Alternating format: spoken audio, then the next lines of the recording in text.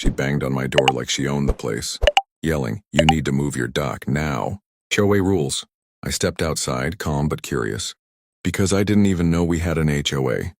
She was standing there with two guys, in bright orange vests, waving a stack of papers like they were court orders. "This dock violates property lines," she barked, pointing toward the lake. "We'll have it removed by the end of the day."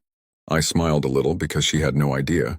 That wasn't just my dock. Technically, it wasn't even her lake. I had the deed that said otherwise, but I kept that in my back pocket for now. One of the orange vest guys muttered, "Ma'am, maybe we should," but she cut him off.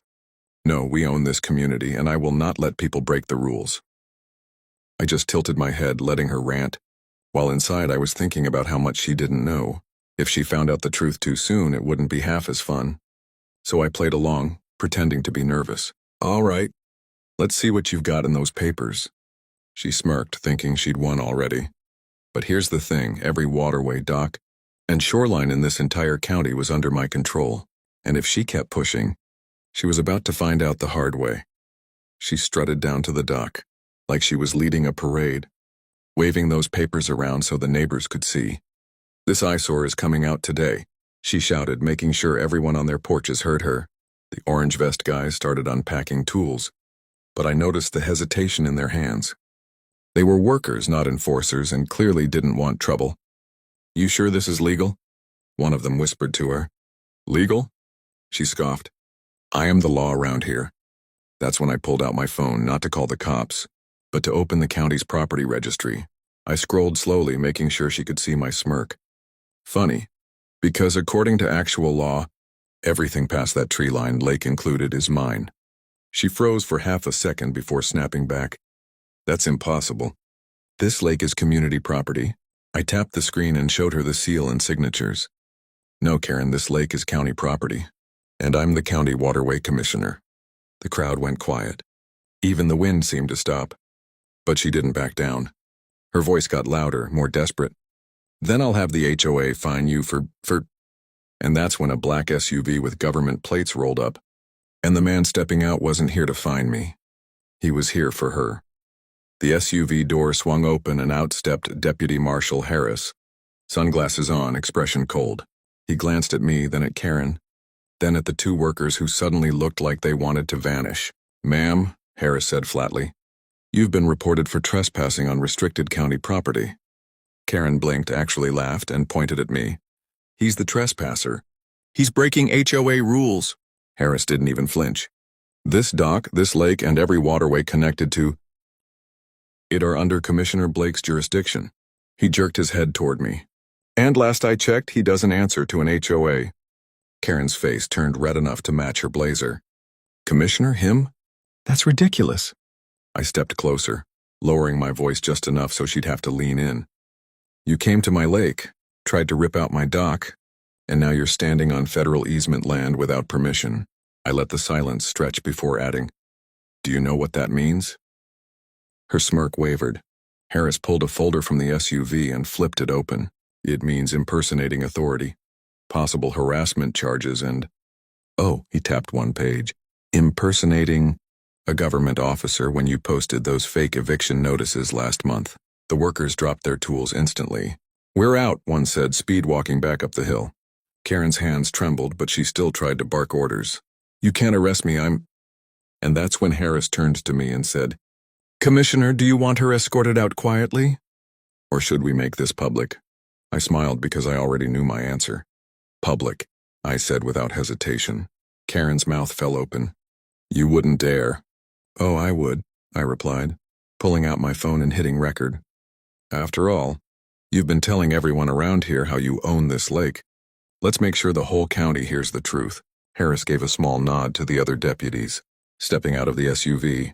Within seconds, they were positioning themselves around her, not aggressively, but in a way that made it clear there was no escape.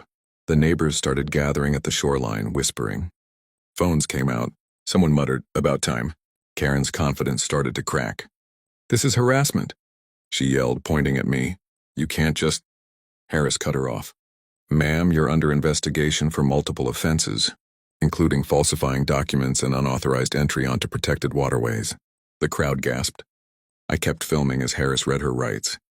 Each word was like a stone dropping into still water, ripples of satisfaction, spreading through the neighbors. Karen tried one last desperate move. "I'll sue every one of you." I stepped forward close enough for only her to hear. "Good luck doing that."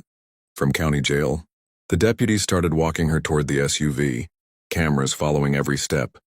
But just before she reached the door, she twisted around, eyes burning with something other than fear.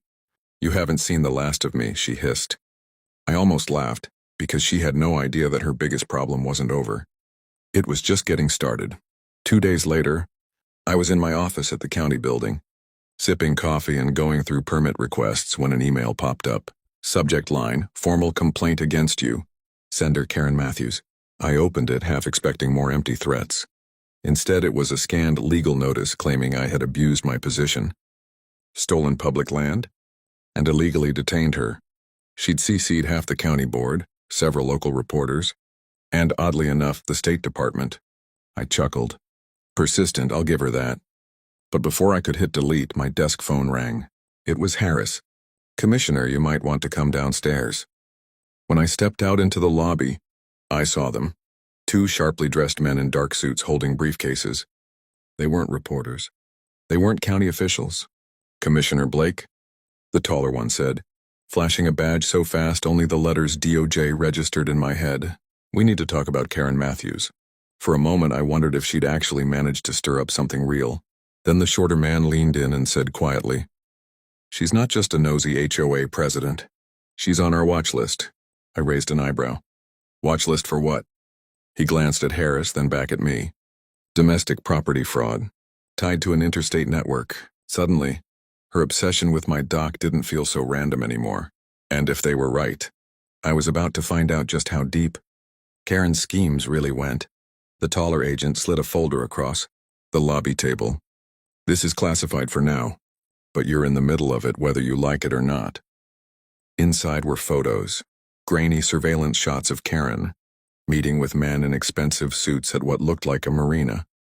Another showed her shaking hands with someone I knew, a county zoning officer who'd retired last year under mysterious circumstances. "Property fraud?" I asked, flipping through. "Over a dock?" The shorter agent shook his head. "Not just a dock. She's been targeting waterfront properties across 3 states. Fake HOAs, forged notices, intimidation. Then she sells the rights to overseas developers." I leaned back. So my dock wasn't the problem. It was the fact she couldn't control it.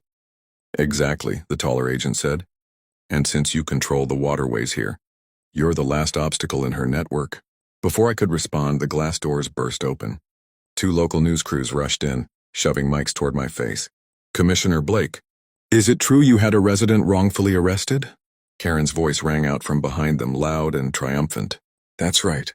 Tell them how you abused your power." She was standing there in a tailored suit, hair perfect, a smug grin plastered across her face as if the last few days had never happened. But then the agent stood up, badges visible this time. The taller one's voice carried through the whole lobby. "Karen Matthews, you're under federal investigation." Her smile faltered, but only for a heartbeat. Then she said something that made my stomach drop. "You think you're safe, Commissioner? You have no idea who's really behind me." The agents moved toward her, but Karen didn't flinch. Instead, she slipped a folded envelope from her purse and tossed it onto the lobby table, right on top of the surveillance photos. "This," she said, eyes locked on me, "is a court order.